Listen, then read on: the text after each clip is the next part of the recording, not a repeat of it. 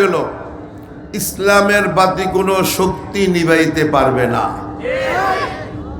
এখন মূল কথা হলো, জ্বালাইয়া রাখবে কে?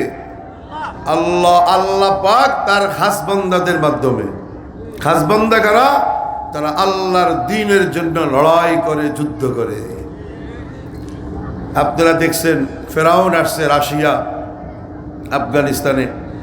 রাশিয়াকে সোভিয়েত ইউনিয়ন, সোভিয়েত ইউনিয়ন মানে 1,74,00,000 বর্গ কিলোমিটারের রাষ্ট্রের নাম সোভিয়েত ইউনিয়ন।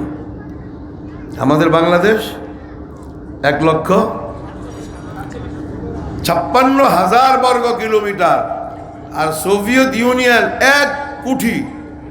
এর অর্থ হইল 100 লাখ, আরো 74 লাখ। চিন্তা করেন, 1,74,00,000 বর্গ কিলোমিটারের দেশের নাম সোভিয়েত ইউনিয়ন। এর অর্থ হইল প্রায় 107 বাংলাদেশের সমান তার দেশ। 100টা বাংলাদেশের সমান তার দেশ। সে আসছে আফগানিস্তানে। মুসলমান শেষ, ইসলামের বাতি বুঝাইয়া দিবে, ইসলামের বাতি নিভাইয়া দিবে। আসার সাথে সাথে কি নিয়ে আসছে? 4 লক্ষ সেনাবাহিনী, 4,000 হাই লেভেলের ট্যাঙ্ক, দাব্বাবা রুশিয়া বলে, Russian tank, 900 MiG-29 bombing fighter. রাশিয়ার 1 নম্বর বোমারু বিমান MiG-29। আরো এনটিআর ক্রাফট দাসাক্কা, এনটিআর ক্রাফট জিকুয়েক, 1 barrel, 2 barrel, 4 barrel, 122 missile, Scud missile, cruise missile, পারমাণবিক বোমা, নেপাম বোমা, হাইড্রোজ বোমা, ডেজি কাটার বোমা।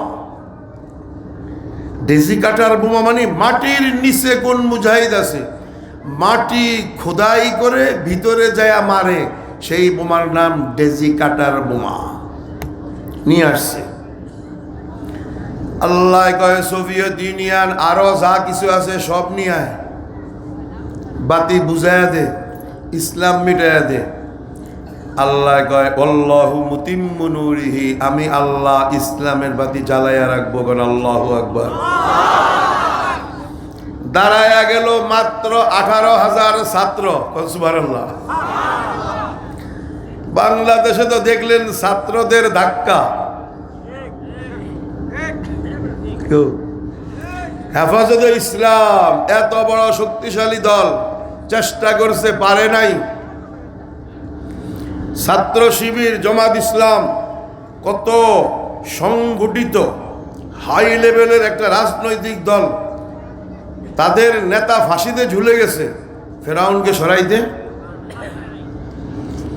আরো বড় দল ছাত্র দল বিএনপি, বাংলাদেশের সবচেয়ে বড় জাতীয়বাদী দল, প্রেসিডেন্ট শহীদ জিয়াউর রহমান, বাংলাদেশের জন্য সবচেয়ে বেশি যার ত্যাগ, তাদের নেতা গুম খুন হয়ে, উফ আল্লাহু আকবার, কত জুলুম করেছে। তারাও এই ফেরাউনকে সরাইতে। আল্লাহর কি কুদরত, কোত্থেকে আসলো 8, 9, 10 অনার্স মাস্টার্সের ছাত্র, বুয়েটের ছাত্র, কলেজ ভার্সিটির ছাত্র, আমি কে তুমি কে, রাজাকার রাজাকার। ও মানে কি কয়, নারায়ে তাকবীর, আল্লাহু আকবার। আসতেছে চারপাশ থেকে সেনাবাহিনীর প্রধান বকারুজ্জামান কয়, ম্যাডাম 45 মিনিট বাকি আছে। এর লেগে 45 মিনিট বাকি আছে কেন? কয় আসতেছে। কে আসতেছে? কয় রাজাকার। আল্লাহু আকবার। চিন্তা করেন, আহকামুল হাকিমিনের খেলা দেখেন। সারা জীবন কইছে রাজাকার, আল বদর, আর শামস, জঙ্গি, তালেবান, আল কায়দা, বগদাদিয়া কায়দা, নুরানি কায়দা, তারপরে মাস্টার বাড়ির কায়দা, আরো কত কায়দা। কয়া কে ওমা সেই রাজাকার ঘেরাও করে ফেলছে। সেনাপ্রধান কয়, ম্যাডাম আসতেছে। কে? রাজাকার। কয় শুট করো, ফায়ার করো। কয় কাকে শুট করব? সব রাজাকার, আমাদের বাগিনা ভাতিজা। রাজাকারের দিকে তাকাইয়া দেখে বয়স 22, 24, 18। কি রাজাকার কি 18 বছরের হয়? কথা এখন লেখা সেনাবাহিনীরা দেখে কি রে সব রাজাকার, এদের সব আমাদের বাগিনা ভাতিজা, আমাদের ছেলে সন্তান। কয় ম্যাডাম সম্ভব না। তাহলে আমি কি করব? কয় পাংখা ঘুরতেছি। কিসের পাংখা? কয় হেলিকপ্টার।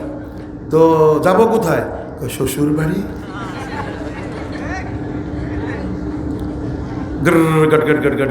কোথায় চলে গেছে? সিরিয়ালটা এত সুন্দর হয়ে গেছে দেখেন। ফেরাউন রাশিয়া শেষ 18,000 ছাত্রদের হাতে, আমেরিকা ফেরাউন শেষ সেই ছাত্রদের হাতে, সিরিয়ার ফেরাউন শেষ 11,000 মুজাহিদিনদের হাতে, 12 দিনে 3.5 লক্ষ সেনাবাহিনী শেষ। কোথায় পলায় গেল ফেরাউন? রাশিয়া। এখন 2টা ফেরাউন জমিনের উপরে, একটা আরব দেশে, একটা আমাদের সামনে। আরব দেশের ফেরাউন হইল ইসরায়েলের প্রধানমন্ত্রী বেনিয়ামিন নেতানিয়াহু। আরবদের যুবকদেরকে বলছি তোরা ফাইসালা কর। আমাদের সামনে ফেরাউন হইল একমাত্র নরেন্দ্র মোদী। আল্লাহর কি কুদরত! আমাদের ছোট্টখাট্ট ফেরাউন, উনিও গেছে বড় ফেরাউনের কোলে। এখন যদি একটা তীর মারি, এক তীরে 2 ফেরাউন শেষ ইনশাআল্লাহ। কোন ইনশাআল্লাহ? যতক্ষণ পর্যন্ত শরীরে 1 ফোঁটা রক্ত থাকবে, আল্লাহর জমিন মাতৃভূমি রক্ষা করতে গিয়ে ফাইনাল যুদ্ধ হবে নরেন্দ্র মোদীর সাথে। ঠিক কিনা বলো? ফাইনাল একটা যুদ্ধ হবে এই মালাউন নরেন্দ্র মোদীর সাথে। সেই ফাইনাল যুদ্ধে আমার মাদ্রাসার ছাত্র থাকবে 40,000। কত হাজার? 1,29,000 ছাত্র আমার। কত হাজার ছাত্র? 40,000 ছাত্রদেরকে আমি বলছি স্পেশাল ভাবে মাতৃভূমির জন্য শহীদ হইতে প্রস্তুত থাকো। আপনারা তো ঘুমাইছিলেন 4 তারিখে, আমরা ঘুমাই নাই। আপনারা তো মুক্তিযুদ্ধের পক্ষের শক্তি আপনারা, আর আমরা হইলাম রাজাকার, জঙ্গি, তালেবান, আল কায়দা। 5 তারিখে ছাত্রদের এই গণবিপ্লব, 4 তারিখ রাত্রে ফেরাউন হাসিনা বলছে ভারতের কমান্ডারকে বাংলাদেশে অ্যাটাক করো। চিন্তা করেন, বাংলাদেশে অ্যাটাক করার জন্য যখন বলছে, আমরা কোনোভাবে খবর পেয়ে গেলাম সকালে ভারতের সেনাবাহিনী বাংলাদেশে ঢুকবে। আমার যতটুকু শক্তি ছিল, আমার মাদ্রাসা 29টা শাখা পরশাখা সব জায়গায় বলে দিয়েছি, ছাত্র ভাইয়েরা রাত্রে কাউ ঘুমাইবা না। কেন? যে কোনো সময় ভারতের সেনাবাহিনী বাংলাদেশে অ্যাটাক করতে পারে। তাহলে আমরা কি করব? বললাম কোরবানির ছুরিগুলো ধার দিয়া রাখো। কোরবানির ছুরি আছে না আমাদের কাছে? ধার দিয়া রাখো। যদি ঢুকে নরেন্দ্র মোদীর সেনাবাহিনী, বাংলাদেশে পাও রাখতে দেরি, কলিজায় পাড়া দিয়ে ডাইরেক্ট জবাই করে দিব। এত বড় সাহস! মালাউনের বাচ্চা, এত বড় সাহস!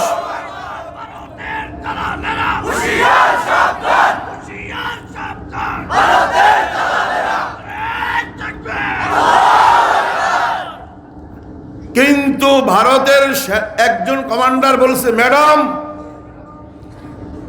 আক্রমণ করা যাবে না। কয় কেন? আমরা স্যাটেলাইট দিয়ে দেখতেছি বাংলাদেশের শহরে শহরে লাঠি নিয়ে ছাত্ররা দাঁড়ায় আছে। লাঠি নিয়ে শহরে শহরে ছাত্র দাঁড়ায় আছে। লাঠি নিয়ে ছাত্ররা দাঁড়ানো ছিল না, আল্লাহ পাক ছাত্রদের রূপে আবাবিল ফোর্স পাঠাইয়া দিয়েছে। আল্লাহ পাক 360 আউলিয়ার ইজ্জত, শাহজালাল ইয়ামানির সম্মান, শাহপরানের সম্মান, মুফতি আমিনী, আল্লামা আজিজুল হক, আল্লামা সাইদি, আল্লামা আহমদ শফি, জুনাইদ বাবুনগরী, মোহাম্মদুল্লাহ হাফিজি শামসুল হক ফরিদপুরীর সম্মান ইজ্জত ছাত্রদের মাধ্যমে রেখেছে। এই হইল আসল ফ্যাক্টর, আসল কথা। ছাত্র ছিল না শহরে শহরে, ছাত্র এত বেশি ছিল না, তাদের চোখে আল্লাহ পাক দেখাইয়া দিছে ছাত্র আর ছাত্র। কথা বুঝেন নাই? আল্লাহ পাক নিজ হাতে এই 360 আউলিয়ার দেশকে রক্ষা করেছে। যেই দেশে সবচেয়ে বেশি ফজর আর মাগরিবের আজান হয়, পৃথিবীতে কোনো রাষ্ট্রে এত বেশি আজান একসাথে হয় না। এত বেশি হাফেজ খুব কম দেশে আছে যত হাফেজ বাংলাদেশে।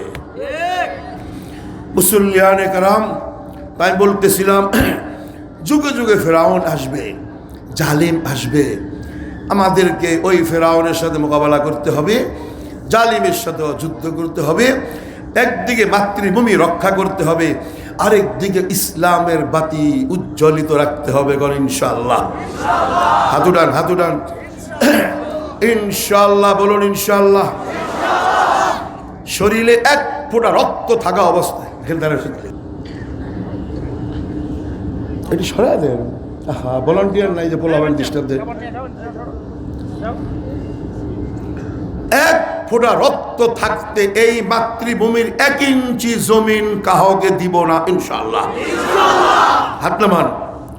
প্রয়োজন হলে হিন্দুস্তান হামারা, চীন আরব আমাদের, আরব আমাদের, চীন আমাদের, টোটাল হিন্দুস্তান আমাদের। যখন দিল্লিতে ইসলামের জন্য জিহাদ শুরু হবে, সেখানে গিয়ে কালিমার পতাকা উঁচু করার জন্য ঝাঁপাইয়া পড়বো। পারবো না ইনশাআল্লাহ। এখানে অনেক বেশি যুবক আসছে, আমি ভুলে যাব, মাঝখানে একটু তোমাদেরকে একটু বলে দিই।